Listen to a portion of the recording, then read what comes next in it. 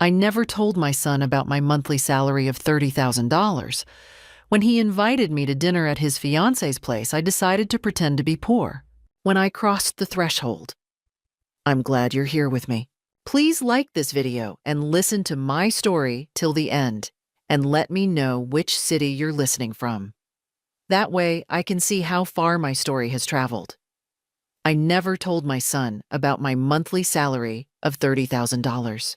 For 30 years, I built my consulting firm from nothing, working 18-hour days, sacrificing weekends, watching my marriage crumble under the weight of ambition.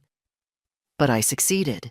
My financial planning company now had offices in 3 states, a reputation that opened doors, and a bank account that could have bought comfort for generations. Yet I drove a 7-year-old Honda, lived in my modest 2-bedroom house in the suburbs, and wore clothes from outlet malls. Why? Because I'd seen what money did to people. I'd watched wealthy clients' children turn into vultures, circling before the parent was even cold. I'd seen marriages dissolve the moment one prenup was mentioned. Money revealed character or destroyed it entirely. My son, Daniel, was 32, a middle school teacher who loved his job despite its modest pay. I was proud of him. He'd never asked me for money, never expected a trust fund, worked hard, and stayed humble. Everything I'd hoped to raise. Then he met Amber. "Mom, I want you to meet someone special," he'd called last Tuesday, his voice bubbling with that particular excitement that makes a mother's heart both soar and sink. Her name is Amber. I think she's the one. The one. How many times had I heard clients say those words before signing divorce papers? I'd love to meet her, sweetheart. Actually, she's invited us to dinner at her place this Friday. Her mother will be there too. Amber's really excited to meet you. Something in his tone made me pause. Not just excitement, nervousness, as if he was worried about something. Of course. I'll be there. Friday came, and I made my decision. Call it intuition. Call it paranoia from too many years watching people's true natures emerge around money. I would be poor for the evening, not obviously destitute, but clearly struggling. A retired widow on a fixed income, barely making ends meet. I chose my oldest cardigan, the one with a small hole near the hem that I kept meaning to repair. Sensible shoes from 5 years ago. No jewelry except my simple wedding band.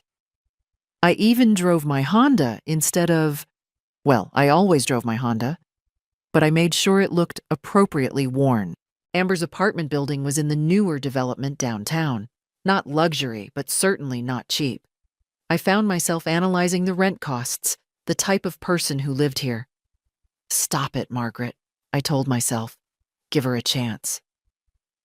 When I crossed the threshold, Amber's smile didn't quite reach her eyes. "Mrs. Peterson, so wonderful to finally meet you." She air-kissed near my cheeks, and I caught the scent of expensive perfume. Tom Ford, if I wasn't mistaken.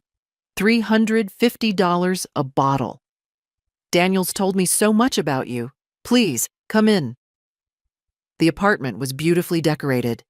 Too beautifully for a woman Daniel said worked as a yoga instructor. That sofa alone cost at least $4,000. I'd priced something similar last year for my office waiting room and decided against it. "What a lovely home," I said warmly.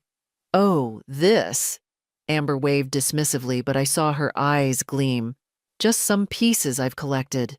I have an eye for quality." Daniel appeared from the kitchen, hugging me tightly. "Mom, you made it." Behind him emerged another woman, mid-50s, blonde hair swept into an elegant chignon, wearing what I recognized as a St. John knit suit.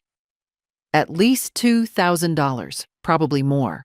"Margaret, this is Amber's mother, Patricia," Daniel introduced us. Patricia's handshake was limp, her eyes scanning me from head to toe in one practiced sweep. I saw the exact moment she completed her assessment. The worn cardigan, the sensible shoes, the complete absence of designer labels. Her smile turned from polite to patronizing in a heartbeat. "How nice," she said, and somehow made those two words sound like an insult. "Daniel mentioned you were retired?" "Yes," I said quietly. "My husband passed away 8 years ago. I get by on his pension and Social Security." Was that relief I saw flash across Amber's face? "Oh, that must be difficult," Patricia said, her voice dripping with false sympathy. "Living on such a fixed income. These days, everything is so expensive." "I manage," I replied. Throughout dinner, I watched, and what I saw made my blood run cold.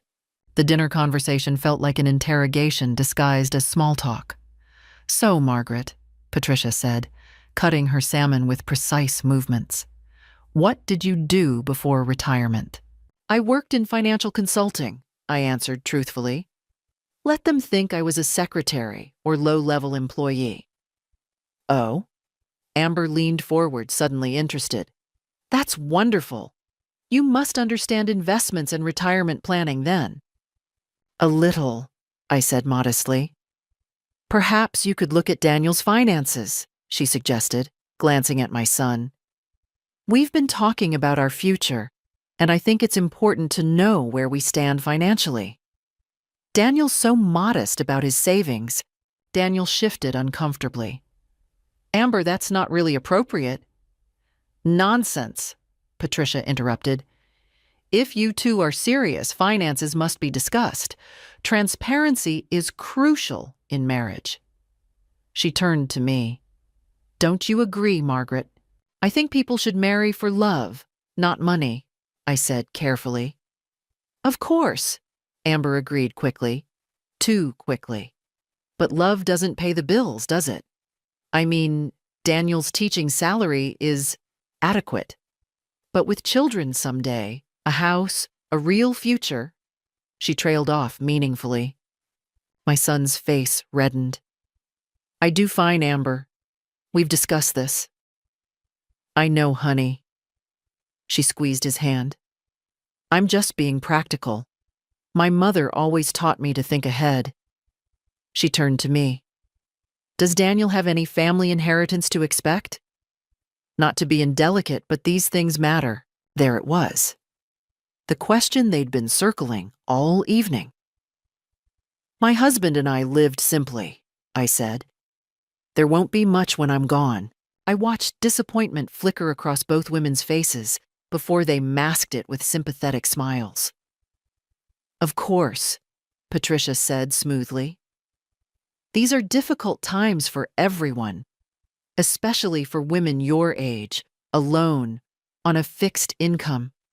It must be terrifying worrying about medical bills, long-term care. Was that a threat? A reminder of my supposed vulnerability?" The evening continued in the same vein. Every conversation somehow turned to money, to Daniel's prospects, to the challenges of living on a teacher's salary. They never asked about my life, my interests, my health beyond its financial implications. I was being assessed like a liability on a balance sheet. When Daniel drove me home later, I stayed quiet, letting him fill the silence. "So, what do you think?" he finally asked. "About Amber?" How did I answer truthfully without seeming like an interfering mother? "She's very confident," I said carefully. "She is."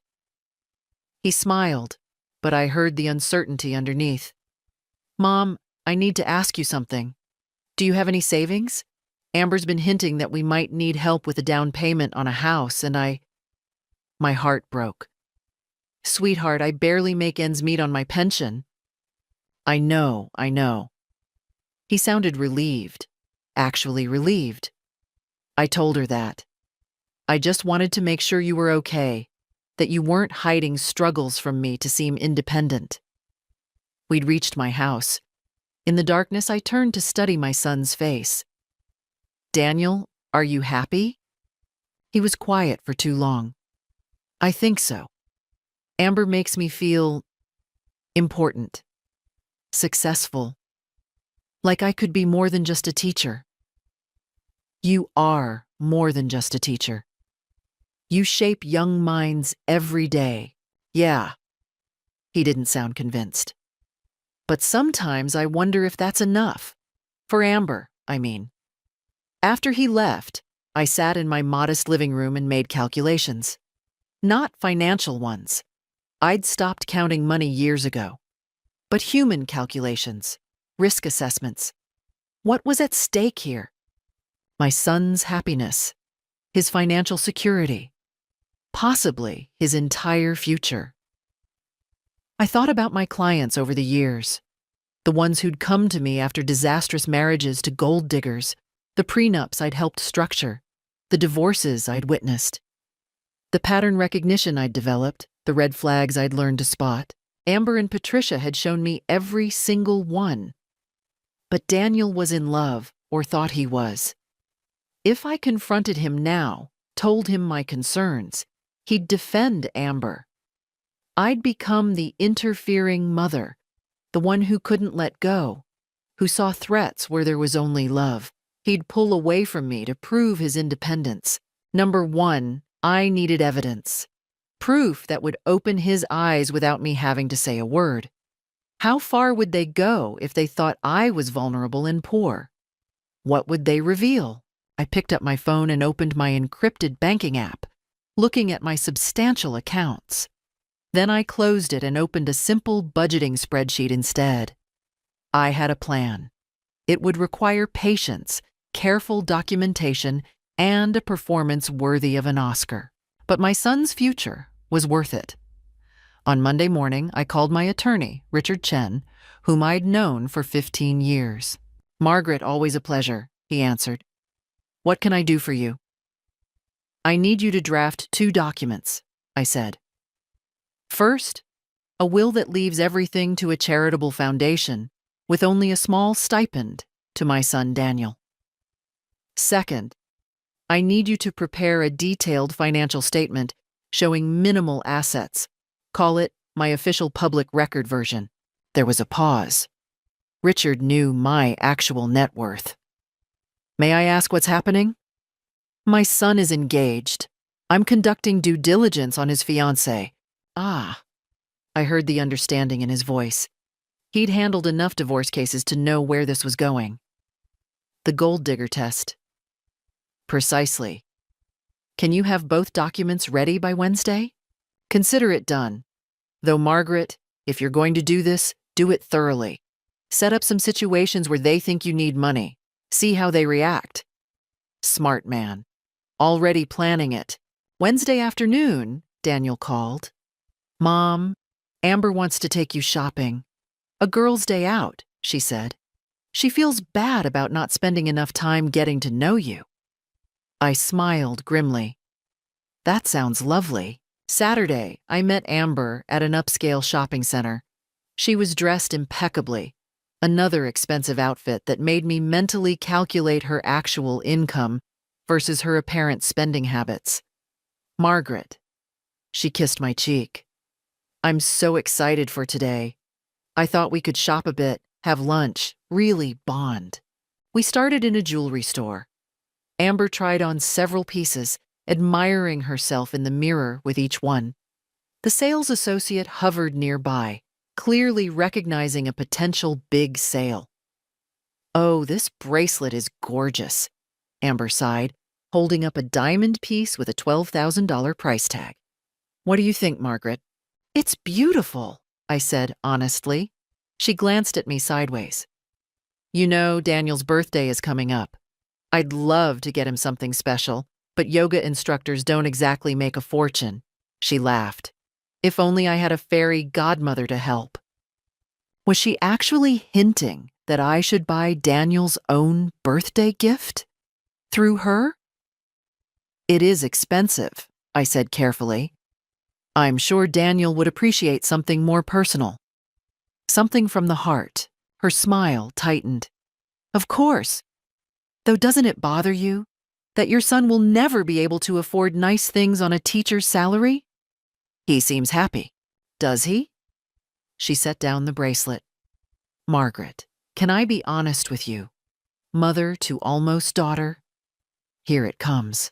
I love Daniel. I truly do. But love isn't enough.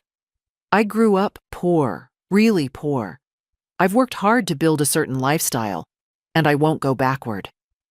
Daniel has potential, but he needs motivation. Someone pushing him to be more. More than a teacher who loves his job? More than someone who's settled. She touched my arm. Don't you want more for him? Don't you want him to have security? I want him to be happy. Happiness doesn't pay for retirement homes, Margaret. Her voice turned cold. You should know that, being elderly and on a fixed income. What happens when you can't take care of yourself? Daniel will have to support you. Can he afford that on a teacher's salary while supporting a wife and children? There it was, the threat wrapped in concern. I wouldn't want to burden him, I said quietly. Then maybe you should think about that. She smiled sweetly. Maybe you should encourage him to pursue better opportunities. My mother knows people in finance, in real estate. Daniel could make real money. Unless, she paused meaningfully, unless there's a family inheritance he hasn't told me about? Something that would give us security? I met her eyes. There's nothing, Amber. I'm sorry. Her face transformed. For just a moment, I saw naked frustration, even anger. Then the mask slipped back into place. Well, she said briskly, then we'll just have to work with what we have, won't we? Let's get lunch. Over salad, she was on her phone constantly, texting someone. Finally, she looked up. Margaret, my mother wants to meet with us. She has some ideas about Daniel's future she'd like to discuss. Could you come to her house tomorrow? Warning bells clanged in my mind. Of course. That evening, I sat in my home office and documented everything. Every word, every expression, every threat disguised as concern. I uploaded the notes to my secure cloud storage and texted Richard. It's worse than I thought. They're moving fast. His response came immediately. Document everything. And Margaret?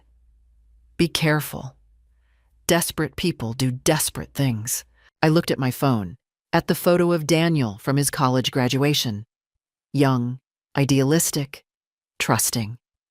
I couldn't let them destroy him. Tomorrow, I would walk into Patricia's house and let them make their pitch. And I would record every word. Patricia's house was not an apartment. It was a sprawling colonial in one of the most expensive neighborhoods in the city. I calculated the property value as I pulled into the circular driveway, at least $2 million, probably more. A yoga instructor's mother. Right. Patricia answered the door in designer loungewear that cost more than most people's monthly rent. Margaret, come in, come in. The interior confirmed my suspicions. Original artwork on the walls. Furniture that whispered old money. This woman had wealth, real wealth. So why did her daughter need to trap my son? Amber emerged from the kitchen with coffee. Margaret, we're so glad you could come. Mother and I have been talking, and we think we've found a solution to everyone's problems. I sat on an uncomfortably expensive chair. Oh? Patricia settled across from me, her posture perfect. Margaret, let's be frank. You're an elderly woman living on a fixed income. Daniel is a teacher barely making ends meet. Amber deserves better, but she loves your son. We want to help. Help how? My late husband left me comfortable, Patricia said smoothly. I'm willing to invest in Daniel's future. Send him back to school for his MBA. Set him up in a proper career. But, there's always a but. But we need assurances, Amber continued. We need to know that you won't become a financial burden, that you'll take care of yourself and not drain Daniel's resources. I let the silence stretch. What kind of assurances? Patricia leaned forward. Sign over your house to Daniel now. Move into a nice assisted living facility. We've already researched some affordable options. That way, when you inevitably need more care, Medicaid will cover it. Your house will already be protected in Daniel's name. I felt my blood turn to ice. They wanted me to make myself destitute to qualify for government assistance so they could control my son's inheritance. I see, I said carefully. Think about it, Amber pressed. You'd be helping Daniel, giving him security. Isn't that what mothers do? I set down my coffee cup. I need time to think. Patricia's expression hardened. There isn't much time, Margaret. Daniel and Amber are planning to announce their engagement next month. We need to know where everyone stands before then. Is that a threat? It's reality. Patricia stood, towering over me. You seem like a practical woman. Surely you see the logic here. You sign over the house, we invest in Daniel's future. Everyone wins. And if I don't? Amber's voice turned sharp. Then maybe Daniel needs to understand how selfish his mother is being, how you're holding him back from opportunities because you're clinging to a house you can barely afford. I stood, gathering my purse. I think I should go. Think carefully, Margaret. Patricia called as I walked to the door. We're trying to help, but with or without your cooperation, Daniel's future is going to change. The question is whether you'll be part of that future or an obstacle we have to remove. I drove home with shaking hands. They weren't just gold diggers. They were con artists. Experienced, organized, and clearly had done this before. That night, I made calls. First to Richard, explaining everything. Then to a private investigator I'd worked with on client cases, a former FBI agent named Sarah Mitchell. Sarah, I need a background check, deep dive, 2 subjects. Give me names. I provided everything I knew about Amber and Patricia. Sarah, I think they're running a con. I need to know if they've done this before. I'll have preliminary results in 48 hours. Next, I called my son. Daniel, I need to tell you something. Mom, is everything okay? Amber and her mother just asked me to sign my house over to you and move into assisted living. Silence. Then, they what? They said it was to protect assets, to help your future. Mom, I didn't know anything about this, I swear. He sounded horrified. That's insane. I would never ask you to do that. I know, sweetheart, but I think you need to know who you're planning to marry. Let me talk to Amber. There must be some misunderstanding. After we hung up, I sat in the darkness. I documented everything, recorded it on my phone. I had evidence. But would it be enough? My phone buzzed. A text from an unknown number. Stop interfering or you'll regret it. Daniel doesn't need you poisoning him against his future. Then another. We know where you live. We know your routine. Accidents happen to elderly women all the time. My hands trembled, but I forwarded both messages to Sarah and Richard, then called the police non-emergency line to file a report. The officer was sympathetic but clear. Unless they make a direct threat or attempt something physical, there's not much we can do. Keep documenting everything. For 3 days, I took a break. I stayed home, ordered groceries online, and let Sarah work. I needed time to think, to strategize. They'd shown their hand too early, pushed too hard. That meant they were desperate. But desperate people were dangerous. On the 3rd day, Sarah called. Margaret, you need to hear this. Sit down. Sarah's voice was grim. Amber Colton, and yes, Colton is an alias, has been engaged 4 times in the last 6 years. To different men in different cities. All of them were professionals with aging parents. All of those parents mysteriously signed over assets right before accidents or sudden moves to care facilities. My blood ran cold. Go on. 2 of those parents are now dead. One from a fall in her new assisted living facility, another from what was ruled an accidental overdose of medication. Both deaths occurred within months of transferring their homes and assets. The remaining 2 parents are in locked memory care facilities, diagnosed with sudden onset dementia. Convenient, since they can't testify about what really happened. And Patricia? Patricia Colton is Amber's partner, not her mother. They've been running this con for at least 8 years that I can trace. They target middle-class professionals with widowed parents. Patricia plays the wealthy matriarch, creates trust. Amber plays the perfect girlfriend. They isolate the parent, get control of assets, then… Sarah paused. Then the parent becomes a problem that needs to be eliminated. I couldn't breathe. They were going to kill me. Yes, and make it look natural. Margaret, you need to go to the police with this. Now. Will they believe me? Daniel thinks he's in love. Without proof. I have proof. Financial records, death certificates, a pattern of fraud across 4 states. I'm sending everything to you now. But Margaret, until they're arrested, you're not safe. Do you have somewhere else to stay? Before I could answer, my doorbell rang. Sarah, someone's here. Don't answer it. I looked through the peephole. Daniel stood on my porch, alone, his face pale. It's my son. I have to let him in. I opened the door and Daniel practically fell inside. Mom, you were right. You were right about everything. I pulled him into the living room. What happened? I confronted Amber about the house thing. She denied it at first. Said you misunderstood. But I pushed, and Mom, she just… changed. Her whole face changed. She started talking about how I was choosing you over our future.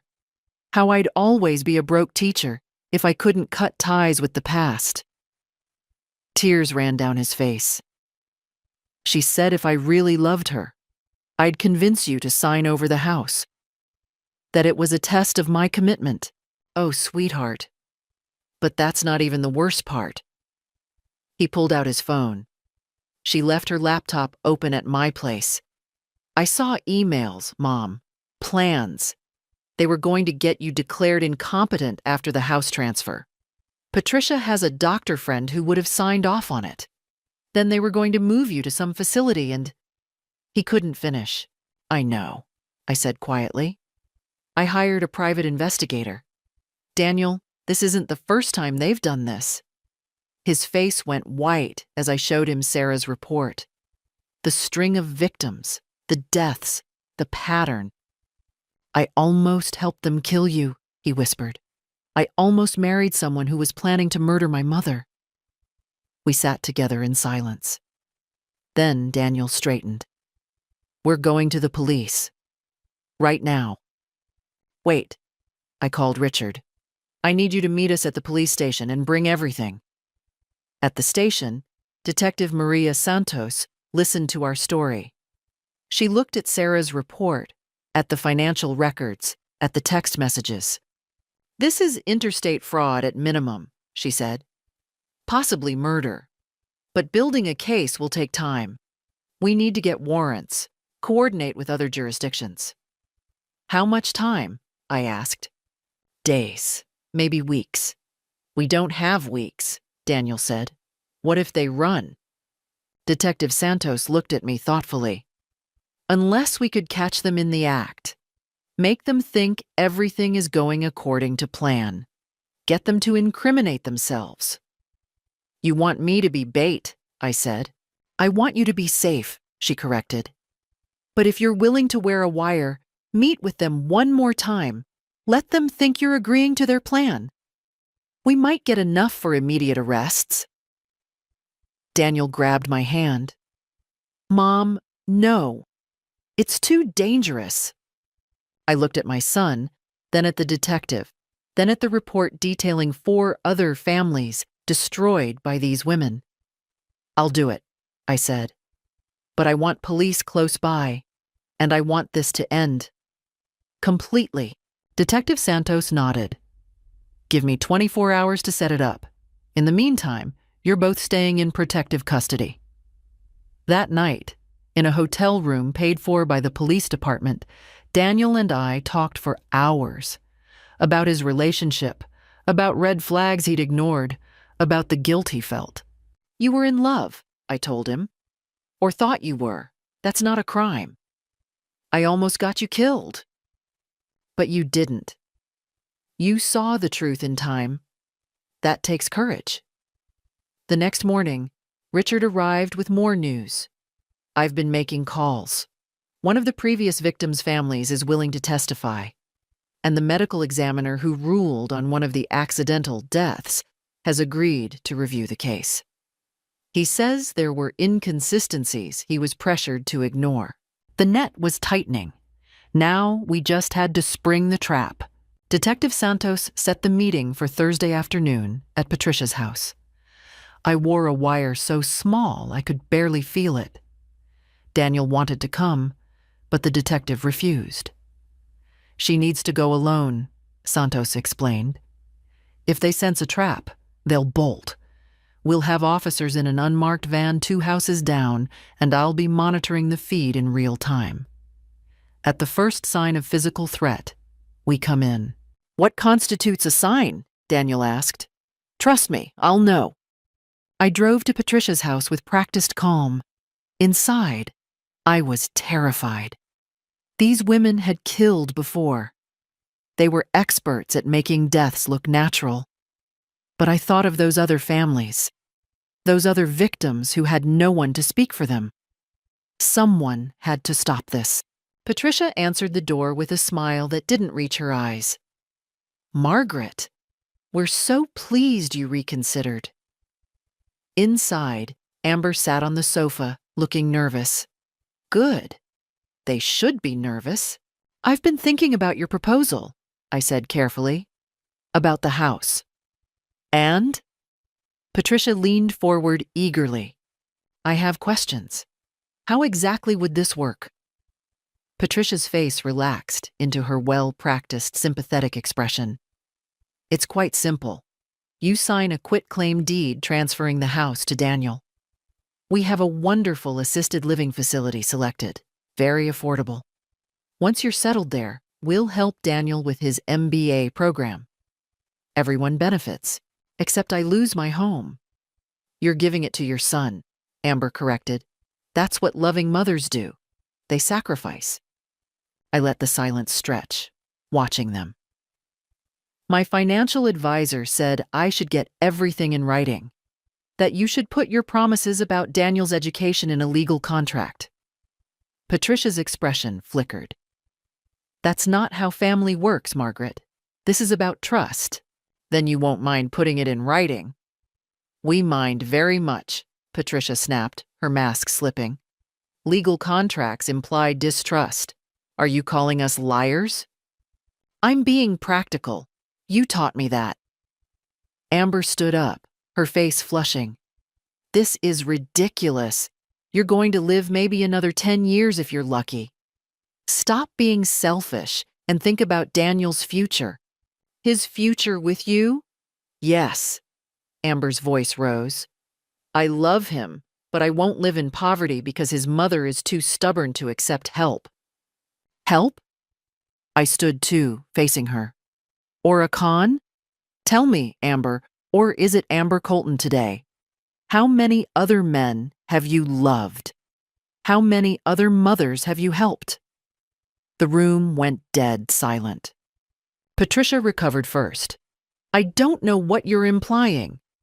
I'm not implying anything. I'm stating facts. 4 engagements in 6 years. 2 dead parents. 2 in locked facilities. A pattern of fraud across multiple states. I pulled out my phone. I have documentation, police reports, financial records. Amber lunged at me, but Patricia grabbed her arm. Wait. The older woman's face had transformed into something cold and calculating. You can't prove anything. Those were all tragic accidents. Were they? Let's ask the medical examiner who's reopening the investigations, or the families who are filing wrongful death suits. Patricia took a step toward me, her voice dropping to a menacing whisper. You have no idea what you're playing with, you stupid old woman. We've done this a dozen times. We know how to make problems disappear. Is that a threat? It's a promise. She smiled, and it was the most terrifying thing I'd ever seen. You think you're clever, hiring investigators, going to the police. But accidents happen. You're elderly, alone, frail. You could fall down your stairs tonight, have a stroke, mix up your medications. Who would question it? I would. Detective Santos's voice came from the doorway. She entered with 2 uniformed officers behind her. Amber Colton, Patricia Hendricks, you're under arrest for conspiracy to commit fraud, and I'm adding terrorist threats to that list. Amber screamed, trying to run for the back door, but an officer caught her. Patricia stood frozen, her face a mask of rage. You bitch, she hissed at me. You'll regret this. We have lawyers. We have money. We'll be out in hours. Actually, Detective Santos said, snapping handcuffs on Patricia's wrists, there are warrants for your arrest in 3 other states. Murder investigations being reopened. You're not going anywhere. As they were led away, Amber turned back to me, her face twisted with hatred. Daniel loved me. You destroyed his happiness. You're just a jealous old hag who can't stand to see him move on. The officers pushed her toward the door. I stood in Patricia's expensive living room, shaking. Detective Santos touched my shoulder gently. You did good, Margaret. Really good. That confession about making problems disappear? That's enough to hold them while we build the bigger case. Outside, I saw Daniel waiting by my car. He ran to me, hugging me tightly. Is it over? It's over, I whispered. But I was wrong. It was only beginning. The arrests were just the beginning. The real battle happened over the next 3 months in courtrooms and police interrogation rooms. Sarah's investigation had opened a Pandora's box. Once other jurisdictions heard about Amber and Patricia's arrests, cases poured in.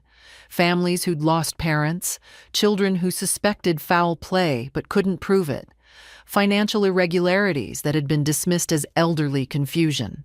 The pattern was damning. I attended every hearing I could. Not out of vindictiveness, but because I needed to see it through. Those other families deserved a witness, someone who understood what they'd lost. The preliminary hearing was in early February. I sat in the gallery with Daniel beside me, watching as Amber and Patricia were led in wearing orange jumpsuits. How different they looked now. No designer clothes, no perfect hair, no masks of sympathy and charm. The prosecutor, a sharp woman named Denise Rothman, laid out the case methodically.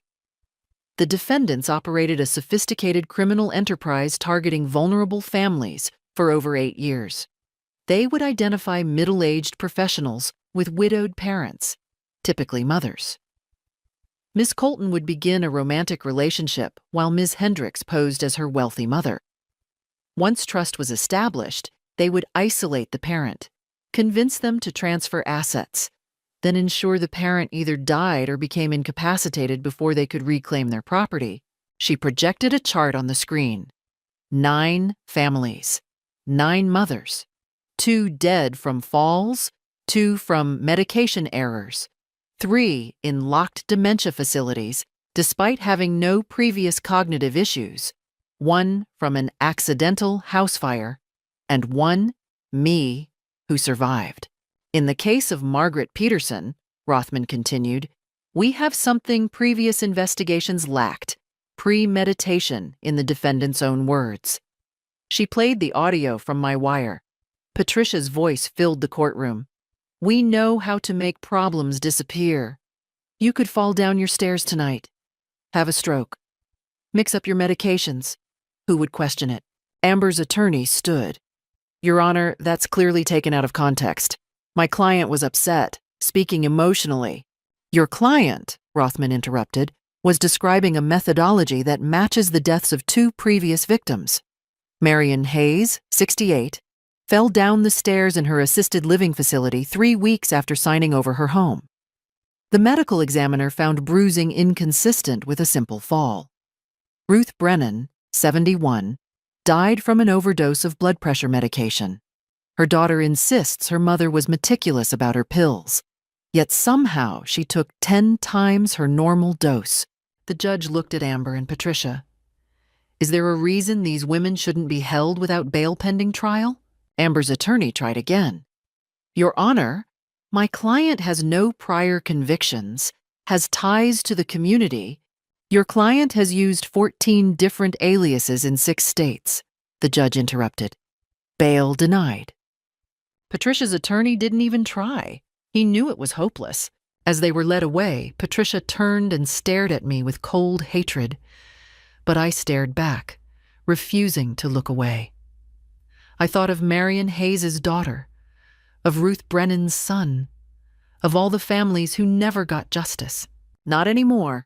The trial itself was scheduled for April. In the intervening months, more evidence emerged. Financial records showing suspicious transfers. Testimony from the doctor who'd helped declare victims incompetent.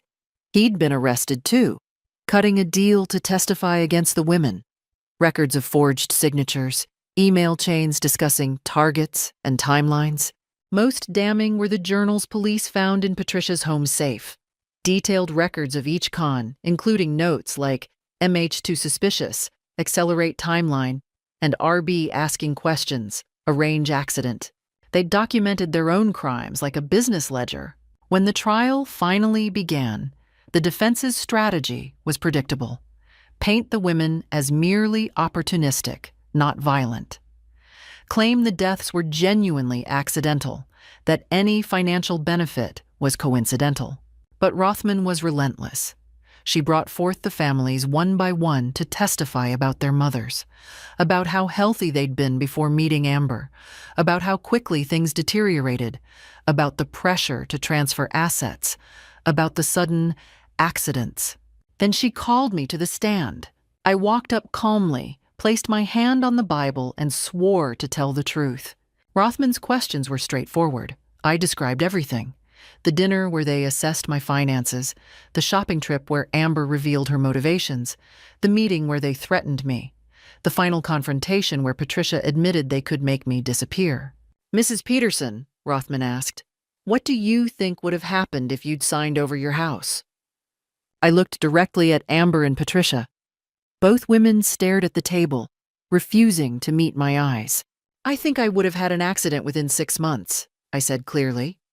A fall, wrong medications, something that looked natural but wasn't, just like the other mothers. Objection, Amber's attorney shot up. Speculation. Sustained, the judge said.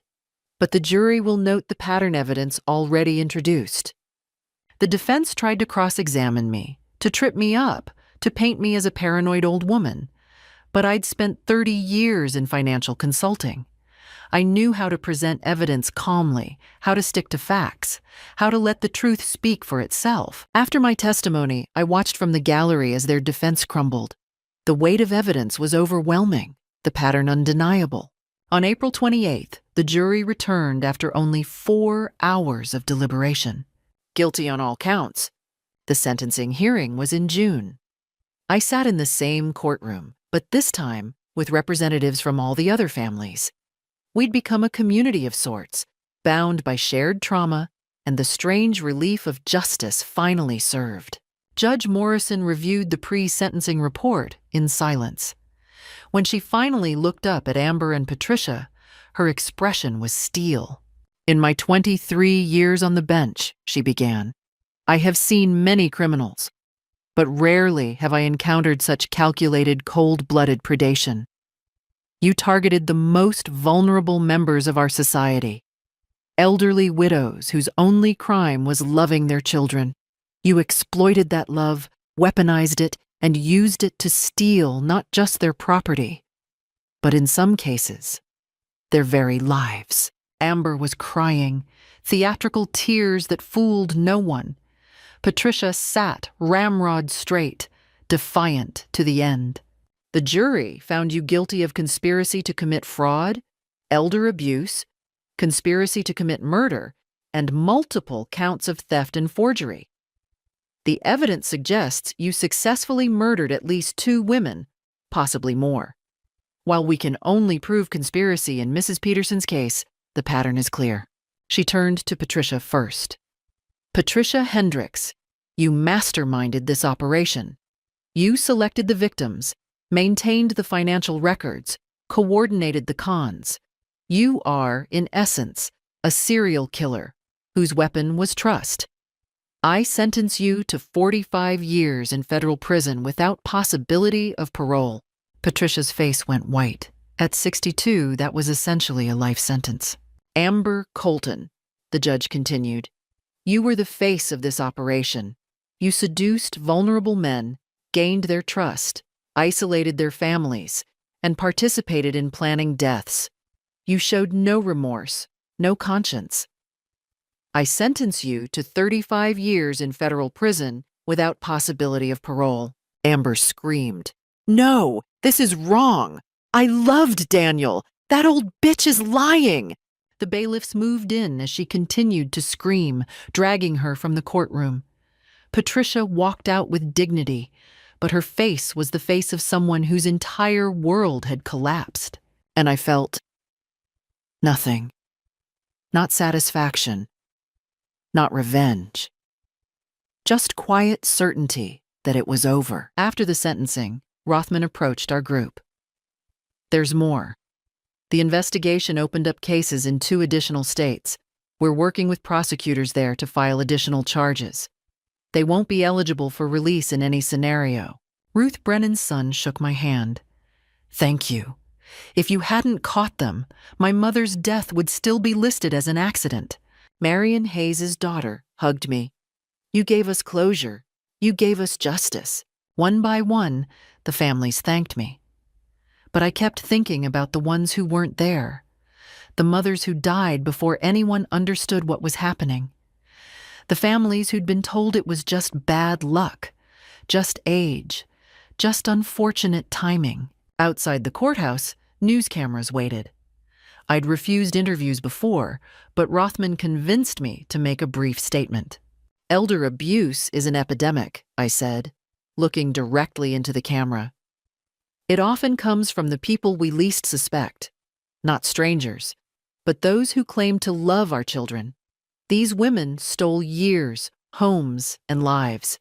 If you're an elderly parent meeting your child's new partner and something feels wrong, trust your instincts. If someone is pressuring you to sign documents, transfer assets, or move away from your support system, get help. Call the police. Call an attorney. Don't become another statistic. Daniel stood beside me, his hand on my shoulder. After the cameras left, we sat on a bench in the courthouse square. I keep thinking, he said quietly, about how I defended her. How I told you that you were being paranoid. How close I came to losing you. But you didn't. You saw the truth in time. Did I? Or did you have to nearly get killed to open my eyes? I turned to face him. Daniel, you were fooled by experts. They'd perfected their system over years, destroyed multiple families. The fact that you questioned it at all, that you confronted Amber instead of blindly going along, shows your character. You could have ignored your doubts. You didn't. He was quiet for a long moment. I'm taking a leave from school. I need time to process this. Maybe therapy. That's wise. And Mom? He looked at me seriously. I need to know, the money thing? Why did you hide your financial situation from me? Really? I'd known this question was coming. Because I wanted you to value work for its own sake, to find meaning in teaching, not just a paycheck, to choose partners who loved you, not your inheritance, and because I paused. Because I saw too many families destroyed by money. I wanted you to build your own life, make your own choices, without the weight of expectations or the target of wealth on your back. But you were testing Amber. Yes, and she failed spectacularly. He smiled, the first real smile I'd seen from him in months.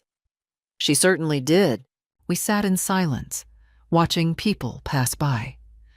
Normal people with normal problems, unaware that justice had just been served a few floors above them.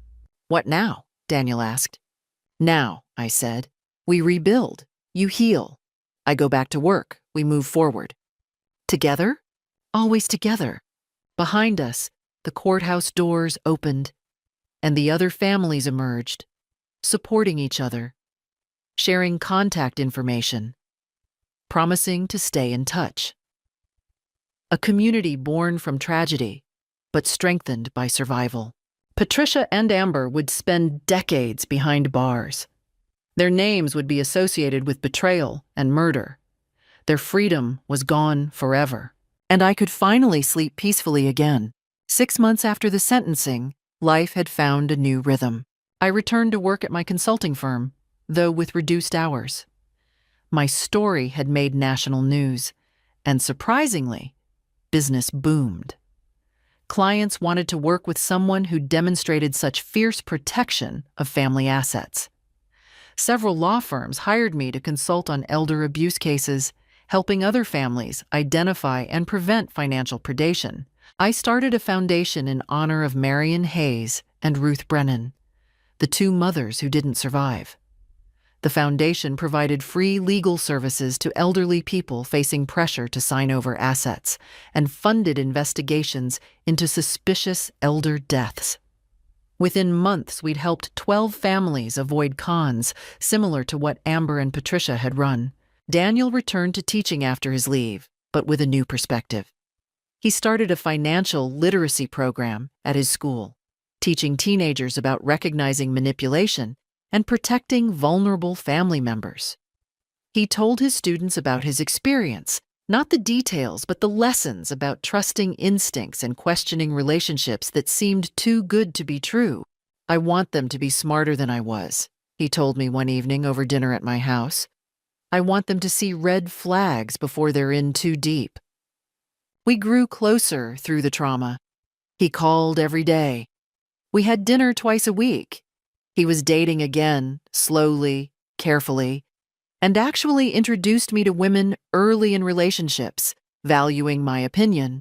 Is she secretly plotting to kill you and steal my house? He'd joke. But underneath the humor was real caution, wisdom earned through painful experience. One afternoon in November, Richard called with news. Margaret, thought you'd want to know. The appeals were denied. Patricia and Amber's convictions stand. They're being transferred to maximum security federal prison. How are they doing? Poorly. I could hear the satisfaction in his voice. Patricia's in solitary after attacking another inmate. Apparently, she tried to run another con inside and the victim didn't take kindly to it. She's got 2 more years added to her sentence for assault. And Amber? Amber's in general population but completely ostracized. Word got around about what she did, targeting elderly mothers. Even criminals have standards, apparently. She requested protective custody, but was denied. Last I heard, she spends 23 hours a day in her cell, afraid to go to the cafeteria. I should have felt triumphant. Instead, I just felt tired. They did this to themselves. That they did. Oh, and the civil suits are proceeding. The families are suing for wrongful death and fraud. Patricia's assets have been frozen. Turns out she had quite a bit stashed away from previous cons.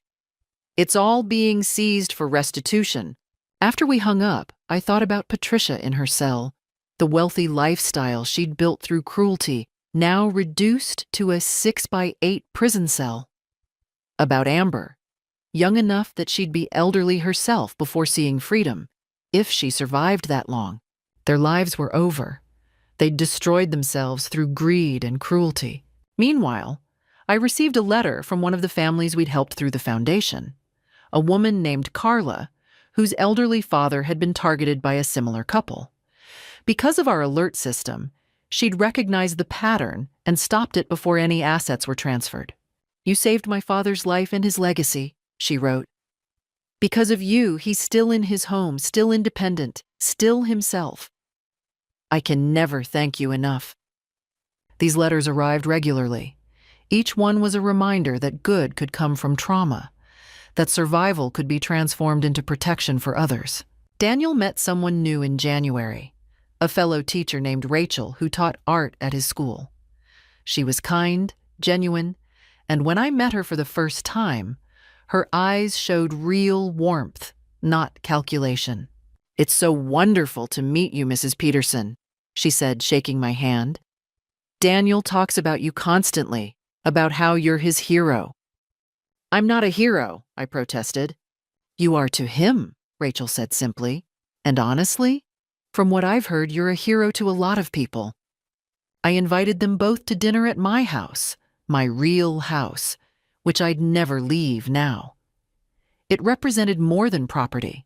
It represented autonomy, independence, the right to make my own choices. During dinner, Rachel asked about my work. Not my finances, not my assets, just my actual work. "I help families protect themselves," I explained. "I try to make sure what happened to us doesn't happen to others." "That must be so fulfilling," she said, "using your experience to help people." Daniel watched her with such open affection, such genuine happiness, and I could see it was real. She wasn't performing. She wasn't playing a role. She was just Rachel, an art teacher who loved my son for who he was, not what he might inherit. After they left, I stood in my living room and felt something I hadn't felt in a year. Peace. My home was still mine. My son was safe.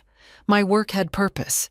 And somewhere in a federal prison, Patricia and Amber were learning that cruelty had consequences. Justice, I realized, wasn't just about punishment.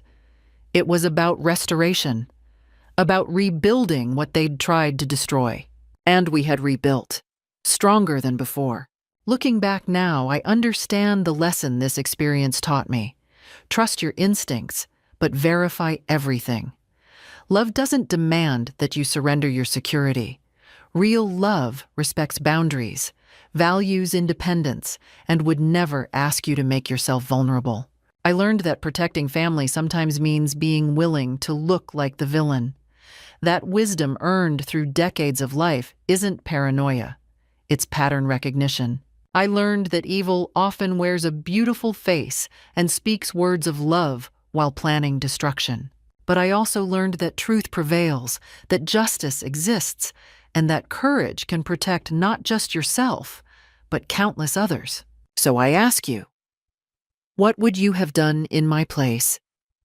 Would you have trusted your instincts or dismissed them as an old woman's fears?